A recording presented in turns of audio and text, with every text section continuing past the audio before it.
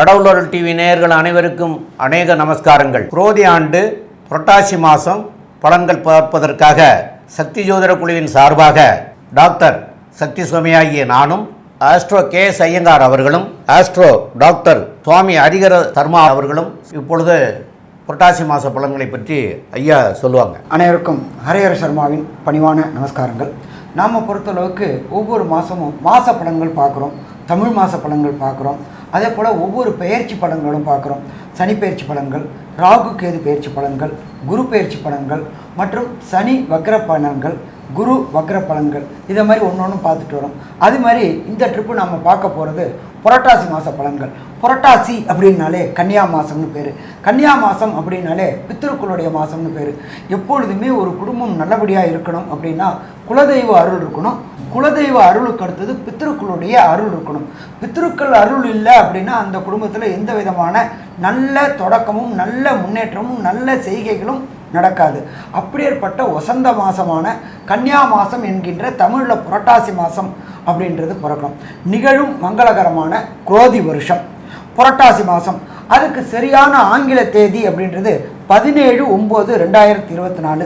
அன்னைக்கு உயர்ந்த கிழமையான செவ்வாய்க்கிழமை மதியம் சற்றேறக்குறைய 2:09 சூரிய பகவானானவர் தன்னுடைய ஆட்சி வீடான சிம்மத்திலிருந்து கன்னிக்கு உள் நுழையிறார். எப்பொழுதுமே உள் நுழையிற மாதம் தான் அந்தந்த மாதத்துடைய தமிழ் மாதம் அப்படிங்கிறோம். அப்படின்ற பொறுத்தளவுக்கு இந்த காலகட்டங்களில் சூரிய பகவான் கன்னியா ராசிக்கு வரார், புரட்டாசி மாதத்துக்கு வரார்.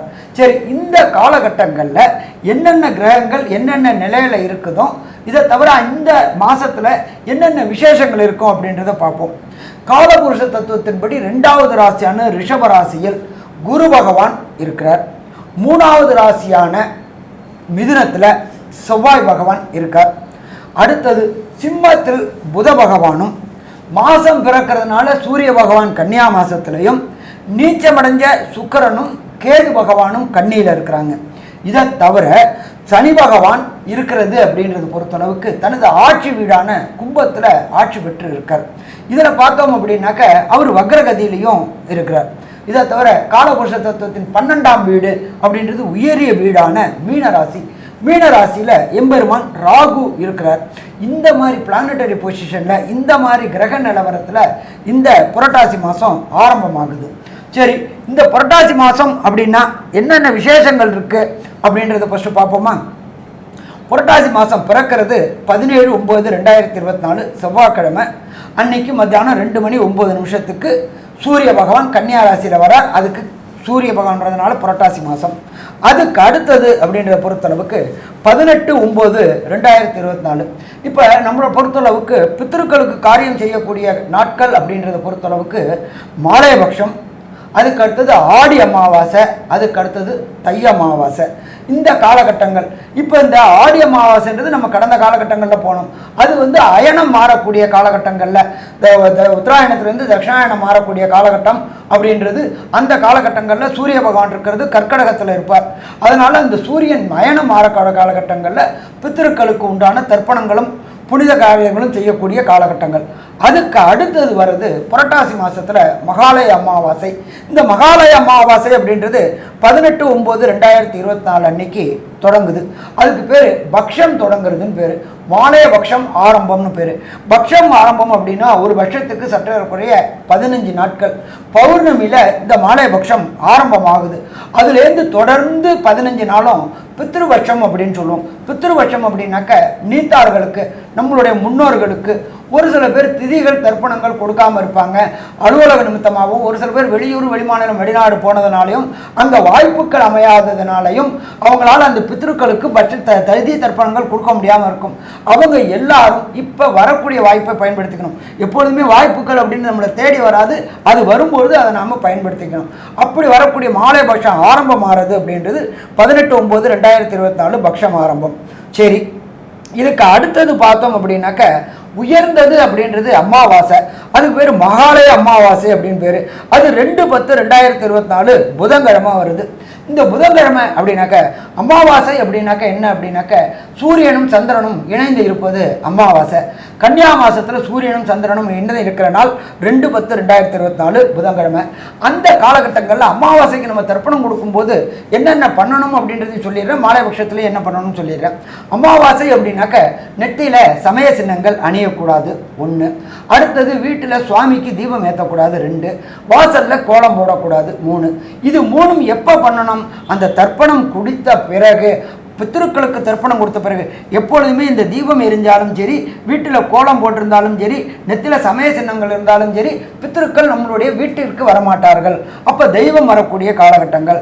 அப்போ பித்திருக்களை ஃபஸ்ட்டு வரவேற்றுட்டு அமாவாசை தர்ப்பணங்களை கொடுத்துட்டு எள்ளு நெல் அக்ஷத தர்ப்பணத்தை கொடுத்துட்டு அதுக்கப்புறம் இந்த 3 காரியங்களும் செய்யலாமா? 3 காரியங்களும் செய்யலாம்.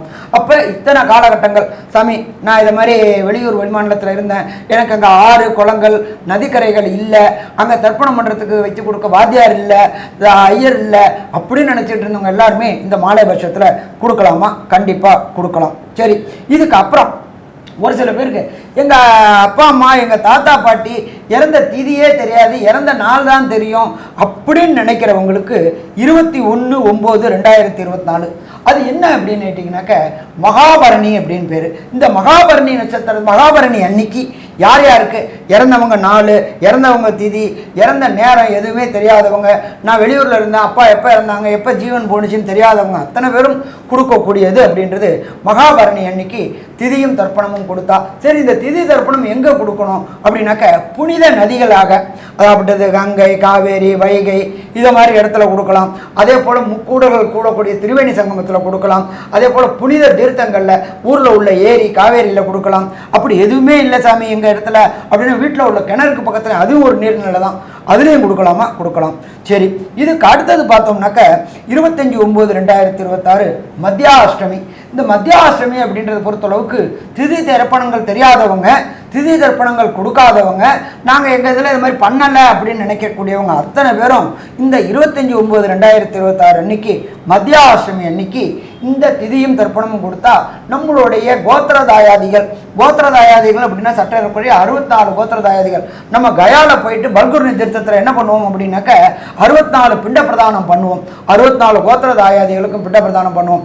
அது 3 பிண்ட பிரதானம் ஆக்கி ஒரு பிண்ட பிரதானத்தை கோ அப்படின்னாக்க சகல தேவதைகளும் வாசம் செய்கிறது கோவுக்கு கொடுக்கும்போது நம்மளோட பித்திருக்களுக்கு ஆசீர்வாதங்கள் கிடைக்குது.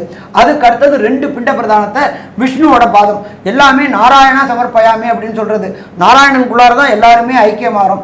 அப்போ அந்த விஷ்ணு பாதத்தில் 2 பிண்டம் வைக்கும்பொழுது நம்மளுடைய கோத்திரதாயாதிகள் அத்தனை 64 கோத்திரதாயாதிகளும் பரமபத வாசலுக்கு போகக்கூடியது. இத்தனை நாளாக அவங்க நம்மளோட வீட்டையே சுற்றிக்கிட்டு இருப்பாங்க. வீட்டில் சுற்றக்கூடாது. ஏன் அப்படின்னு கேட்டிங்கனாக்க வீட்டில் தெய்வம் வாசம் செய்யணுமே தவிர எக்காரணத்தை கொண்டு பித்திருக்கள் அந்த திதி கொடுக்குற அன்னைக்கு வந்துட்டு போனோம், மற்ற நாள் வரக்கூடாது. சரி, இதெல்லாம் முடிஞ்சு போச்சு, பித்திருக்கள் எல்லாம் முடிஞ்சு போச்சு. அடுத்தது சுப நிகழ்வு எல்லாம் ஆரம்பமாக போகுது. எப்போ சுப நிகழ்வு ஆரம்பமாக போகுது? 11/10/2024 நமக்கு வெள்ளிக்கிழமை அன்னைக்கு சரஸ்வதி பூஜை. நம்மளுடைய தொழில் சிறக்கணும், நாம் செய்கின்ற வேலை தொடர் முன்னேற்றம் இருக்கணும் அப்படின்னாக்க சரஸ்வதி பூஜை அன்னைக்கு. அதே நாள்லேயே ஆயுத பூஜையும் இருக்குது. நாம் செய்கின்ற ஒவ்வொரு கருவியும், எழுத்தாளராக இருந்தால் அவங்களுக்கு பேனா, விவசாயி இருந்தால் ஏறு, இது எல்லாத்துக்கும் பூஜை செய்யக்கூடிய காலகட்டங்கள் 11/10/2024 வெள்ளிக்கிழமை. சரி, அதுக்கு அடுத்தது 12/10/2024 அன்னைக்கு விஜயதசமி, முக்கியமான நாள். படிக்கிறக்கூடிய குழந்தைகள் அத்தனை பேருக்கும் புஸ்தகத்தை வச்சு பூஜை பண்ணி அன்றைக்கி வித்யா ஆரம்பம், அன்றைக்கி தான் குழந்தைகள் புதுசாக சேரக்கூடியவங்களுக்கு வித்யா ஆரம்பம் என்ற நாட்களும் தொடங்கக்கூடிய நாள். அப்போ இத்தனை வசந்த காரியங்களும் இந்த கன்னியா மாதம் என்கின்ற புரட்டாசி மாதம் வருது. சரி, இப்போ இதில் பொறுத்தளவுக்கு ஒவ்வொரு ராசிக்கும் என்னென்ன நற்பலன்கள், என்னென்ன பரிகாரங்கள் அப்படின்றத பார்ப்போமா? சக்தி வாய்ந்த கேரள மாந்திரீக முறையில் செய்வினை ஏவல் பிரச்சனைகளில் இருந்து விடுபட, செய்தவர்களுக்கே திருப்பிவிட, பல ஆண்டுகளாக பிரிந்திருக்கும் கணவன் மனைவி ஒன்று சேர, குடும்ப ஒற்றுமை மேலோங்க, தவறான உறவில் இருந்து விடுபட, தொழில் வியாபாரத்தில் வெற்றி கொடி நாட்ட, அதோடு நீங்கள் அனைத்து நலமும் வளமும் பெற சிறப்பு ஹோமம் வளர்க்கப்படும்.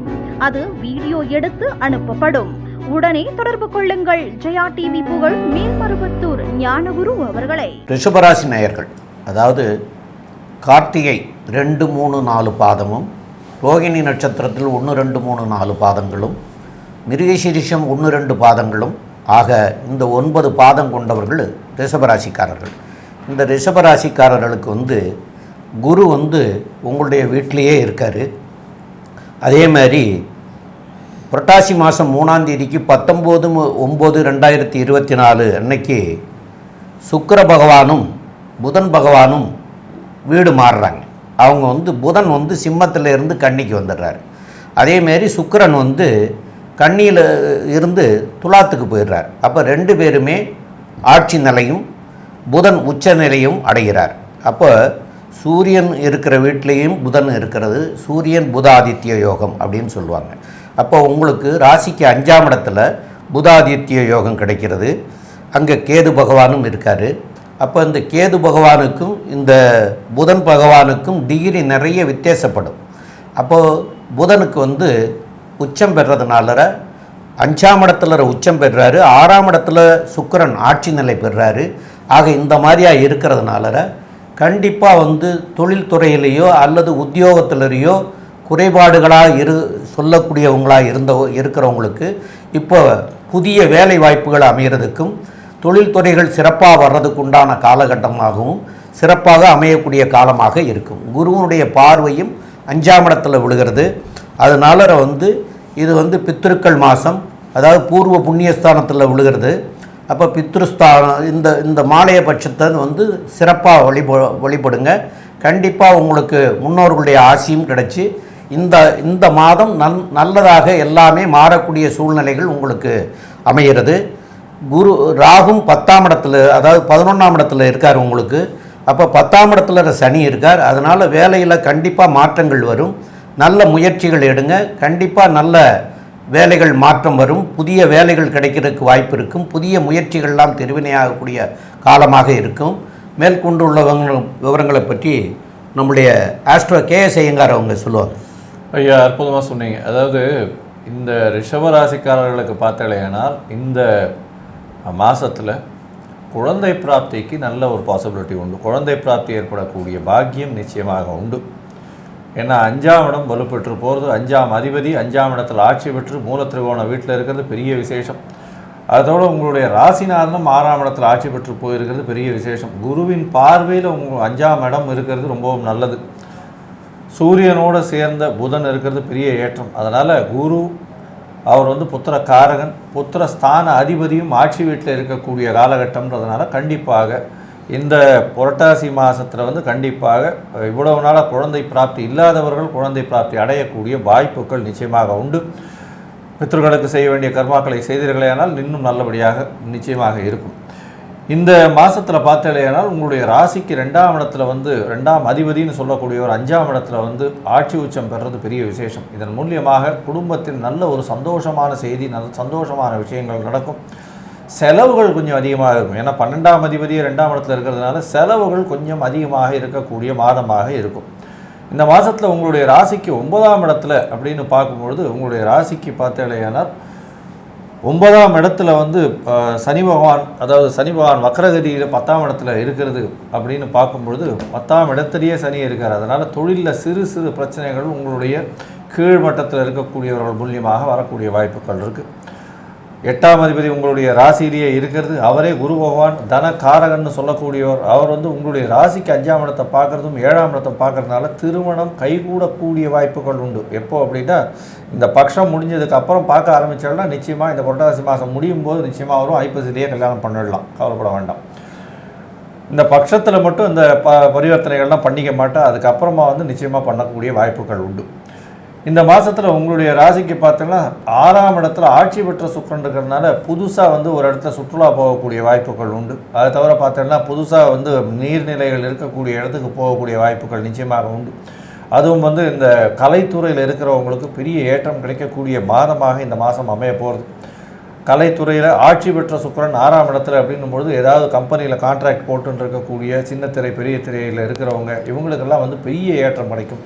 இந்த நூலாடைகள், அதை தவிர கார்மெண்ட் இண்டஸ்ட்ரி வச்சுருக்கிறவங்க, வெள்ளை கலர் நூலாடை, பால் 17 தொழில் பண்ணக்கூடியவங்க, பால் 17 தொழில்னால் இந்த நெய், அதை தவிர பன்னீர், இந்த மாதிரியான விஷயங்கள் வியாபாரம் பண்ணுறவங்களுக்கெல்லாம் வந்து பெரிய ஏற்றம் கிடைக்கக்கூடிய காலகட்டம்.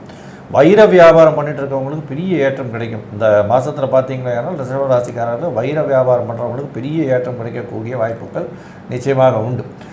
இந்த மாதத்தில் வந்து வெளிநாட்டினுடைய முதலீடுகள் பற்றி, வெளிநாட்டிலிருந்து உங்களுக்கு வரக்கூடிய வாய்ப்புகள் பற்றி, அதை தவிர உங்களுக்கு வந்து இன்வெஸ்ட்மெண்ட்டுக்கு ஏதாவது பிஸ்னஸ் பண்ணுறீங்கன்னா இன்வெஸ்ட்மெண்ட்டுக்கு ஏதாவது வாய்ப்புகள் உண்டா அப்படின்றத பற்றி ஐயா அரியரசன்மார்கிட்ட கேட்போம். ஐயா நல்லா அற்புதமாக சொன்னீங்க. ரிஷபம் அப்படின்னாலே மேன்மையானவங்க. அதில் அசுரகுருவோடைய வீட்டில் தேவகுரு உட்கார்ந்துருக்காரு. இது நல்லதா அப்படின்னாக்கா கண்டிப்பாக நல்லதுன்னே சொல்லலாம். ஒன்று. அடுத்தது பொறுத்தளவுக்கு எப்பொழுதுமே பொறுத்தளவுக்கு ரிஷபம் அப்படின்னாக்க சின்னத்திரை பெரிய திரை கலைஞர்கள் மட்டும் குறிக்கிறது கிடையாது. இந்த கேட்டரிங் செய்கிறாங்கல்ல, உணவு சம்மந்தப்பட்டவங்க, இந்த கேட்டரிங் செய்யக்கூடியவங்க, சிறிய அளவில் கேட்டரிங் செய்யக்கூடியவங்களுக்கு இந்த புரட்டாசி மாதத்துலேருந்து பெரிய அளவுக்கு இப்போ நம்ம பார்த்துக்கிட்டே இருக்கிறோம். கேட்டரிங் அப்படின்றது முன்னாடி சின்ன தொழிலாக இருந்துச்சு, இப்போ அது கார்பரேட் தொழிலாக மாற ஆரம்பிச்சிருச்சு. பெரிய பெரிய நிறுவனங்களுக்கும் செய்யக்கூடிய தொழிலாகிடுச்சு. அதுமாதிரி இந்த ரிஷபராசியை சேர்ந்த கார்த்திகை, ரோகிணி, மிருகசீரிஷம் சேர்ந்த நட்சத்திரக்காரங்க அத்தனை பேருக்குமே கேட்டரிங் தொழிலில் சாதாரணமாக செஞ்சுட்டு இருந்தவங்களுக்கு கார்பரேட் செய்யக்கூடிய அளவுக்கு பெரிய அளவுக்கு உத்தியோகம் கிடைக்கக்கூடிய வாய்ப்புகள் உண்டு. அதே போல் உங்களுடைய ராசியில் இருக்கிற குரு பகவானானவர் தன்னுடைய விசேஷ பார்வையான 9ஆம் பார்வையாக உங்களுடைய ராசிக்கு 9ஆம் இடமான மகரத்தை பார்க்குறார். 9 அப்படின்ற பொறுத்தளவுக்கு புகழ் பெறக்கூடிய ஸ்தானம். இத்தனை நாளாக புகழ் இல்லாமல் இருந்துச்சு, நிறைய வேலை செஞ்சுட்டு இருந்தீங்க, ஆனால் அதற்குண்டான ரெகக்னைஸ் கிடைக்கல.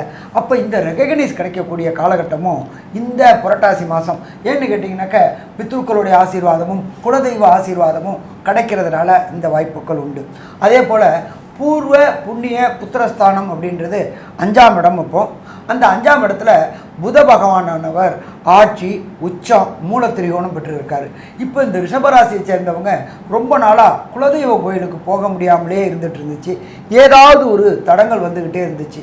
அப்படி இருந்த அத்தனை பேருக்கும் குலதெய்வ வழிபாடு செய்யக்கூடிய இந்த காலகட்டங்கள், இந்த பட்சத்தெல்லாம் முடிச்சுவிட்டு குலதெய்வ வழிபாடு செய்யக்கூடிய காலகட்டங்களும் இந்த காலகட்டங்கள் இருக்குது. எப்போ ஒருத்தவங்களுக்கு குலதெய்வம் வந்துருச்சு வீட்டுக்கு அப்படின்னாலே, பித்ருக்களோட ஆசீர்வாதம் கிடச்சிச்சு அப்படின்னு சொன்னாலே திருமணம் போன்ற சுபயோகங்கள் கிடைக்கக்கூடிய வாய்ப்புகள் உண்டு. எப்பொழுதுமே நம்ம என்ன செய்வோம் அப்படின்னாக்க, வியாழன் நோக்கு வந்துருச்சா, குருபலம் வந்துருச்சா அப்படிம்போம். அப்போ உங்களுடைய ராசியிலே இருந்துக்கிட்டு ராசிக்கு 7ஆம் இடமான விருச்சிகத்தை பிரகஸ்பதியான குரு பகவான் சப்தம பார்வை பார்க்குறார். அப்போ சப்தம பார்வை பார்க்கும்போது இதுவரை திருமணம் தடையும் தாமதமும் ஏற்பட்டுக்கிட்டு இருந்த ரிஷபராசி என்பவர்களுக்கு வீட்டில் கெட்டி மேளம் கொட்டக்கூடிய வாய்ப்புகள் உண்டாகும். என்ன சாமி, புரட்டாசி மாதம் அப்படின்றது கோவிந்தா மாதம்போம், இதில் இது பண்ணுவாங்க. முயற்சி செய்யணும். இந்த மாதத்தில் புரட்டாசி எடுத்தது ஐப்பசியில் நிச்சயதார்த்தம் பண்ணுவோம். கண்டிப்பாக இந்த வருஷ கடைசிக்குள்ளார திருமணம் உண்டா அப்படின்னா திருமணம் உண்டு. வீட்டில் கெட்டி மேளம் கேட்குமா, கெட்டி மேளம் கேட்கும். சரி, அடுத்தது ட்ரேடிங் அப்படின்றது என்ன அப்படின்னாக்க யூக வணிகம். யூக வணிகத்துக்கு ஃபஸ்ட்டு சப்போர்ட் பண்ண வேண்டியது பிரகஸ்பதியான குரு பகவான். அதுக்கு அடுத்தது 2வது அனலைசிங் சப்போர்ட் பண்ணக்கூடிய புத பகவான். அதுக்கு அடுத்தது பிரம்மாண்டமாக வெற்றி கிடைக்கணும் அப்படின்னு சொன்னாக்க ராகு பகவான். இந்த 3 பேருடைய சப்போர்ட்டும் இருந்தாக்க ட்ரேடிங் என்ற ஸ்பெக்குலேஷன் செய்யக்கூடியவங்களுக்கு வெற்றி கிடைக்கக்கூடியது.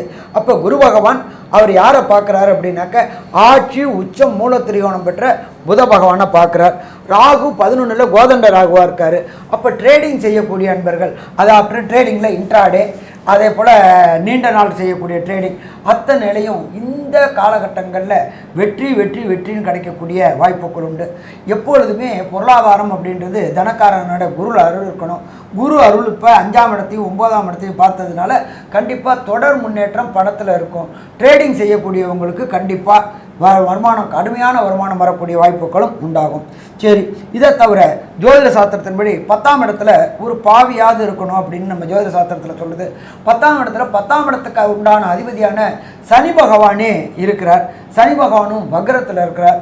அப்போ தொழிலில் கொஞ்சம் சொணக்கம் இருக்கும், ஆனால் தொடர் முன்னேற்றம் இருக்கும். ஏன்னா கர்மகாரகனான தொழில்காரகனான சனி பகவான் அவருடைய வீட்டிலேயே இருக்கிறதுனால இரும்பு, ரசாயனம், கெமிக்கல்ஸு, மைண்ட்ஸ் தொழில் செய்யக்கூடிய ரிஷபராசி அன்பர்களுக்கு இந்த புரட்டாசி மாதத்தில் வெற்றியும் கிடைக்கக்கூடிய வாய்ப்புகள் உண்டு.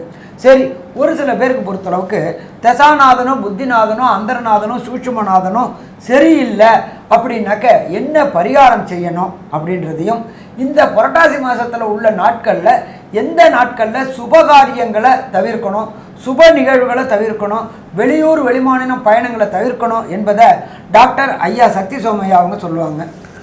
ரொம்ப அற்புதமாக சொன்னீங்க. இப்போது ரிஷபராசிக்காரர்களுக்கு சந்திராஷ்டம தினம் அப்படின்னு சொல்லக்கூடியது 6/10/2024 இல்லை 9/10/2024 புதன்கிழமைக்கும் 10/10/2024 வியாழக்கிழமை 11/10/2024 வெள்ளிக்கிழமை காலையில் 7:56 வரைக்கும் உங்களுக்கு சந்திராஷ்டம தினங்கள் இருக்கிறது. இந்த சந்திராஷ்டம தினங்களில் புதிய பயணங்கள் எதுவும் செய்ய வேண்டாம், புதிய முயற்சிகள் எதுவும் செய்ய வேண்டாம். இதெல்லாம் தவிர்க்கிறது சால சிறந்ததாக இருக்கும்.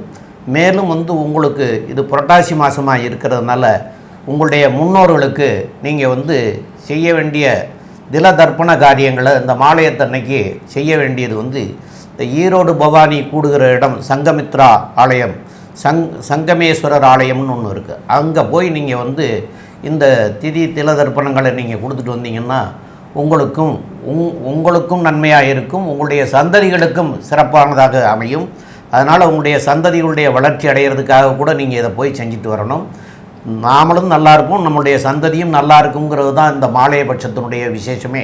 அதனால் அங்கே போய் பண்ணிட்டு வாங்க, உங்களுக்கு எல்லாமே இந்த மாதம் சிறப்பாக இருக்கும். மேலும் உள்ள விவரங்களை பற்றி நம்முடைய ஆஸ்ட்ரோ கேஎஸ் ஐயங்கார் அவங்க சொல்லுவாங்க. ஐயா, அற்புதமாக சொன்னீங்க. இந்த மாதத்தில் பார்த்தீங்கன்னா ரிஷவராசிக்காரர்களுக்கு நல்ல ஒரு ஏற்றமான மாதம். எப்படி சொல்கிறீங்க சார் அப்படின்னா, உங்களுடைய ராசிக்கு 6ஆம் இடத்தில் உங்களுடைய ராசிநாதன் ஆட்சி பெற்று போயிடுறார் இந்த மாதம் மொத்தமே. அதாவது ஒரு 2 நாளில் 19ஆம் தேதி அன்றைக்கே 19/9 அன்றைக்கே உங்களுடைய ராசிக்கு 6ஆம் இடத்துல ஆட்சி பெற்று போயிடுறார். அதனால் புதுசாக வேலை கிடைக்கிறதுக்கும், புதிய வேலைகளில் மாற்றம் ஏற்படுறதுக்கும், அதன் மூலியமாக பெரிய ஏற்றம் ஏற்படுறதுக்கும், ப்ரமோஷன் கிடைக்கிறதுக்கும், வேலை நிமித்தமாக வெளிநாடு வெளியூர் வெளிமாநிலம் போகிறதுக்கும் இந்த காலகட்டம் உதவும். பணவரவிற்கு பஞ்சம் இருக்காது. திருமண பாக்கியம் நிச்சயமாக உண்டு. இருந்தாலும் இந்த மாலையபட்சம் முடிஞ்சதுக்கு அப்புறத்துலேருந்து பார்த்தீங்களே ஆனால் ஐப்பசி மாதத்தில் கல்யாணம் நடக்கும். இந்த மாதத்தில் பார்க்கும்பொழுது பார்த்தீங்கன்னா படிக்கக்கூடிய மாணவர்களுக்கு ஒரு பெரிய வெற்றி புகழ் கிடைக்கக்கூடிய காலகட்டமாக இருக்கும். போட்டித் தேர்வில் நிச்சயமாக வெற்றி பெறக்கூடிய வாய்ப்புகள் உண்டு. உங்களுக்கு குழந்தை பிராப்தி ஏற்படக்கூடிய பாக்கியம் இந்த மாதத்தில் நிச்சயமாக உண்டு. ஏன்னா 5ஆம் இடம் வலுப்பெற்று போகிறது, புத்திர காரகனை பார்க்குறார், புத்திர ஸ்தானாதிபதி ஆட்சி உச்சம் மூலத்திற்கோண வீட்டில் இருக்கிறது பெரிய விசேஷம். தொழிலில் அபரிமிதமான ஏற்றம் இருக்கும். இருந்தாலும் உங்களுக்கு கீழ்ப்படிந்த மக்கள் மூலியமாக சிறு சிறு பிரச்சனைகள் வரக்கூடிய வாய்ப்புகள் உண்டு. வெளிநாடு வெளியூர் வெளிமாநிலத்திலிருந்து நல்ல ஒரு செய்தி வரும். வெளி மதத்தினர் வேற்று மதத்தினர் மூலியமாக உங்களுக்கு ஒரு நல்ல ஒரு ஏற்றம் கிடைக்கக்கூடிய காலகட்டமாக அமைய போகிறது. இந்த மாதத்தில் மொத்தமாக பார்த்தேனால் இந்த மாதம் ஒரு பெரிய ஏற்றமான மாதமாக இருக்கும் அப்படின்னு சக்தி ஜோதிட குழு சொல்லுது. நன்றி, நமஸ்காரம். கடவுள் அருள் டிவியை பார்த்தமைக்க நன்றிகள். மேலும் இது போன்ற தகவல்களை தெரிந்து கொள்ள கடவுள் அருள் டிவியை சப்ஸ்கிரைப் செய்யுங்கள். மறக்காமல் பெல் ஐக்கானை கிளிக் செய்யுங்கள். சக்தி வாய்ந்த கேரள மாந்திரீக முறையில் செய்வினை ஏவல் பிரச்சனைகளில் இருந்து விடுபட, செய்தவர்களுக்கே திருப்பிவிட, பல ஆண்டுகளாக பிரிந்திருக்கும் கணவன் மனைவி ஒன்று சேர, குடும்ப ஒற்றுமை மேலோங்க, தவறான உறவில் இருந்து விடுபட, தொழில் வியாபாரத்தில் வெற்றி கொடி நாட்ட, அதோடு நீங்கள் அனைத்து நலமும் வளமும் பெற சிறப்பு ஹோமம் வளர்க்கப்படும். அது வீடியோ எடுத்து அனுப்பப்படும். உடனே தொடர்பு கொள்ளுங்கள் ஜெயா டிவி புகழ் மேல்மருவத்தூர் ஞானகுரு அவர்களை.